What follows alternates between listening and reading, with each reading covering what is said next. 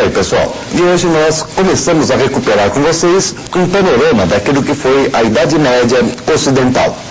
Nós sabemos que o Ocidente medieval vai se desenvolver entre os séculos V e XV, mais exatamente entre os anos de 476 e o ano de 1453. Quais são os fatos que marcam essas datas? 476, queda do Império Romano do Ocidente. 1453, queda do Império Romano do Oriente. Como nós temos aí 1000 anos a serem analisados, você deve estar imaginando, milhares de coisas aconteceram durante esse tempo todo, então muita coisa a gente vai ter que ver dentro dessa Idade Média Ocidental. Na realidade, os exames vestibulares tradicionalmente se localizam ao redor de um único tema fundamental da Idade Média. Claro que tudo está circulando ao redor deste mesmo tema. Todavia, o tema em si é a preocupação maior desses exames vestibulares. E qual é o tema da Idade Média? Qual é o elemento central, a linha de rumo medieval? A linha de rumo medieval é aquela que nós chamamos de sociedade feudal ou simplesmente de feudalismo. Quais são as características básicas da sociedade feudal? Quais são os elementos centrais desse que nós chamamos de feudalismo? Isso você pode acompanhar já no nosso primeiro resumo para entender exatamente quais são os dados fundamentais que nós estaremos montando com vocês aqui. Em primeiro lugar, a sociedade feudal possui aquilo que nós chamamos de uma economia autárquica. Quer dizer, uma economia autossuficiente? Não. Quer dizer, uma economia voltada para a autossuficiência, uma economia voltada para o mercado interno. Ou seja, uma economia que vai ser muito agrícola e pouco mercantil. De outro lado, você tem também uma sociedade de ordens. Uma sociedade de ordens que mais tarde vai se transformar naquilo que nós chamamos de uma sociedade estamental, onde o clero, a nobreza e os servos tinham uma função pré-estabelecida a cumprir. E claro, um terceiro elemento, também muito característico do feudalismo, que vem a ser a descentralização política. Quer dizer, o senhor feudal se adonará. O senhor feudal será proprietário daqueles que antes eram os poderes régios, daqueles que eram antes os poderes do Estado. De que maneira se montam estas três características? Elas se montam através de um momento histórico chamado de Alta Idade Média. A Alta Idade Média é exatamente o momento que se estende entre o século V e o século X na Europa centro-ocidental. Esse momento histórico, chamado de Alta Idade Média, corresponde, portanto, à formação do feudalismo, à formação da sociedade feudal. E quais são os elementos que colaboram na montagem dessa sociedade? Vamos dar uma olhadinha no nosso resumo e você perceberá quais são eles. Veja bem, de um lado, você tem algumas estruturas que nós chamamos aí elementos de longa duração. Dentre os elementos de longa duração virão aqueles que descendem do fim do mundo romano e dos reinos bárbaros que se sobrepuseram ao mundo romano logo após as invasões germânicas. O mundo romano e o mundo germânico serão articulados, ou seja, serão fundidos a partir daquela que é a Igreja Católica. Será o cristianismo o grande elemento de fusão entre aqueles elementos herdados do mundo romano e os herdados do novo mundo germânico. Esses elementos, romano e germânico, nós podemos apresentar como sendo elementos estruturais na montagem da sociedade feudal. De forma conjuntural, nós vamos encontrar especialmente a expansão islâmica, a montagem do Islã, a montagem, portanto, do mundo muçulmano medieval, que irá interromper a facilidade de comércio, a facilidade de negociações entre o Mediterrâneo Ocidental e o Mediterrâneo Oriental.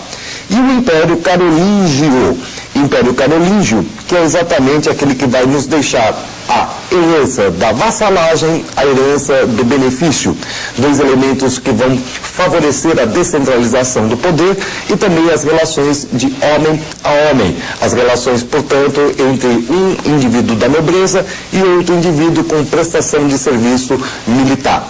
Ora, o Império Carolíngio, que foi a última grande estrutura centralizada da Alta Idade Média, se fragmentará em 843 com o Tratado de Verdun.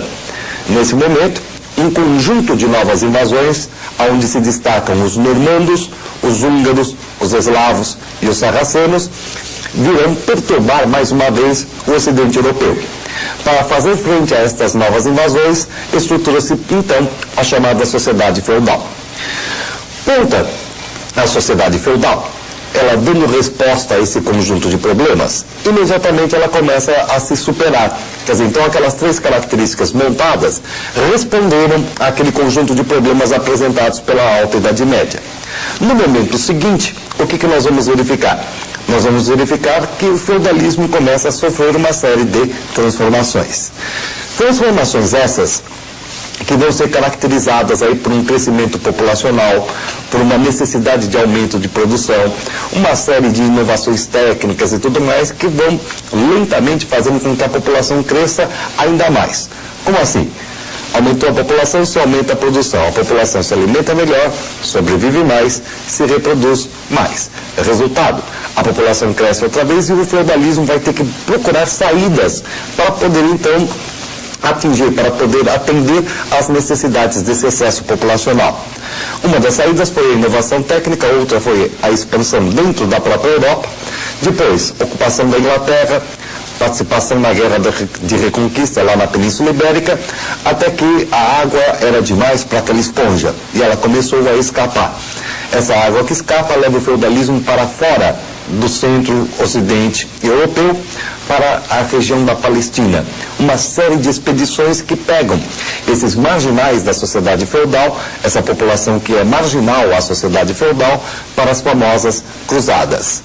Esse é um dos dados essenciais daquele momento histórico chamado de Idade Média Central, entre os séculos XI e o século XIII.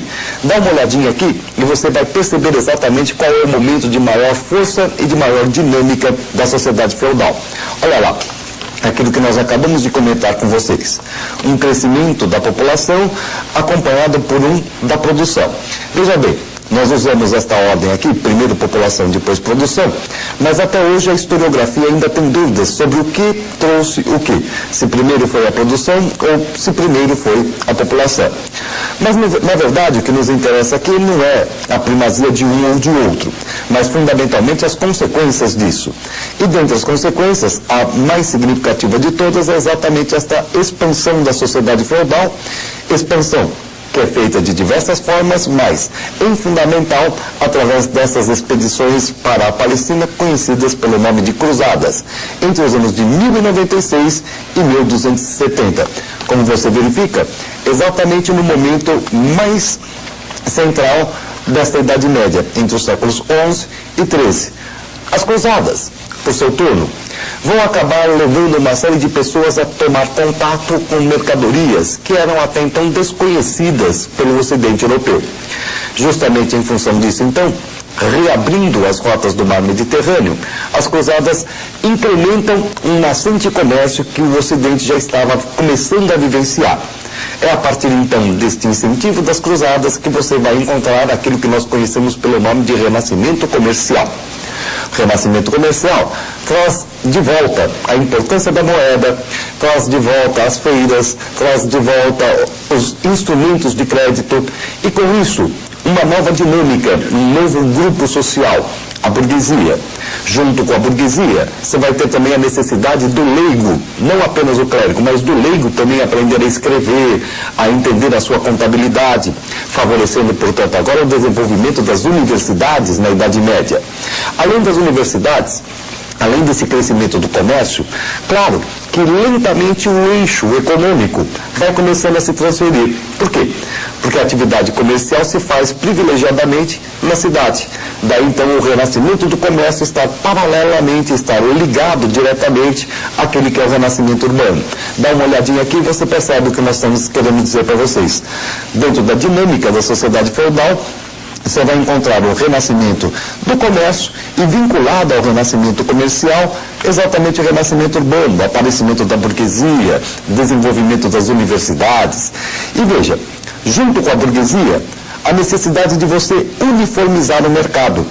Uniformizar o mercado que vai, então, favorecer o apoio da burguesia às monarquias, gerando, então, o início da centralização do poder, a centralização política, já que o rei vai ganhar o apoio, vai se aliar à burguesia, favorecido pela centralização do poder que obtém, e a burguesia sai, por outro lado, também favorecida, na medida em que o rei uniformiza pesos, medidas, moedas e leis, montando um mercado para que uma determinada burguesia possa se desenvolver. Chegando a este ponto da sua dinâmica, o feudalismo encontra agora uma barreira intransponível. Dialeticamente, nós sabemos que as coisas, na medida em que elas existem, elas geram dentro de si mesmas os elementos da sua destruição. É a mesma dinâmica da sociedade feudal que vai fazer com que a sociedade feudal entre numa enorme crise nos 2 últimos séculos da Idade Média. Esses 2 últimos séculos, os séculos XIV e XV, são conhecidos pelo nome de Baixa Idade Média. Vamos dar uma olhadinha para ver as crises que denotam, as crises que caracterizam a Baixa Idade Média. Olha só, no século XIV, você tem uma crise que nós chamamos de retração. Todo aquele crescimento que a Idade Média Central tinha nos oferecido, todo aquele renascimento do comércio, das cidades, vai acabar agora gerando uma enorme retração dentro da Europa no século XIV, através de uma famosa tríade: a fome, a peste, no caso aqui a peste negra mais exatamente, e a guerra, onde vai ganhar destaque a Guerra dos 100 Anos. Posteriormente também na Inglaterra, a Guerra das Duas Rosas. E no século XV, terminada a época virulenta do século XIV, no século XV a Europa volta a crescer. E aí você vai encontrar a Europa numa verdadeira crise de crescimento. Crise de crescimento é no momento em que o europeu está precisando de ouro, de prata. Existe ali aquilo que se chamou de uma fome metálica. Há uma fome com relação a cereais. E a Europa já não se basta. Resultado, a Europa vai ser obrigada a transbordar. Ela vai sair de si mesma e vai sair então agora para aquele circuito que nós chamamos de grandes navegações, que já é Idade Moderna. Então, pessoal, Idade Média encerrando aí com uma crise de crescimento, promovendo as grandes navegações.